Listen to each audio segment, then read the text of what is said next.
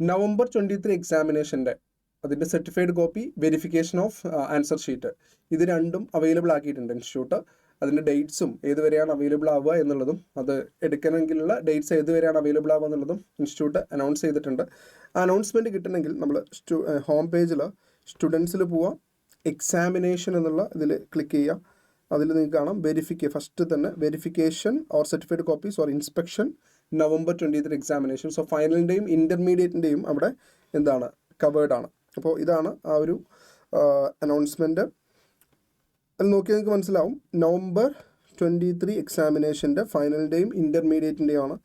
ഓരോ യൂണിറ്റ്സിൻ്റെ എടുക്കാം, അല്ലെങ്കിൽ ടോട്ടലായിട്ട് നമുക്ക് എടുക്കാം. അത് ക്ലിക്ക് ഹിയർ എന്ന് പറഞ്ഞ ആ ഒരു സ്ഥലത്താണ് നമ്മളതിന് അപ്ലൈ ചെയ്യേണ്ടത്.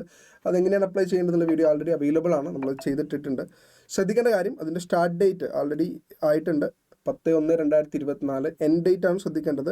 നമുക്ക് ഈ ഒരു ഓപ്ഷൻ അവൈലബിൾ ആവുന്നത് 8/2/2024 വരെ മാത്രമാണ്. അപ്പോൾ അതൊന്ന് ശ്രദ്ധിച്ചേക്കുക.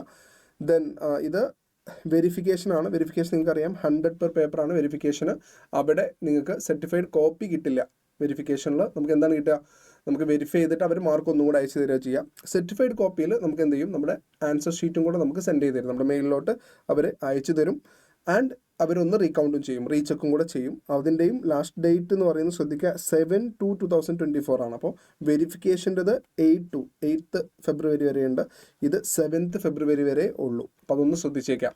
അപ്പോൾ ഈ അനൗൺസ്മെൻ്റ് ഒന്ന് വായിച്ചു നോക്കുക. എന്നിട്ട് ഇതിൽ പറഞ്ഞിട്ടുണ്ട് എങ്ങനെയാണ് അപ്ലൈ ചെയ്യേണ്ടത് എന്നുള്ളത്. അവിടെ ക്ലിക്ക് ചെയ്തിട്ട് അപ്ലൈ ചെയ്യാം. ഓക്കെ.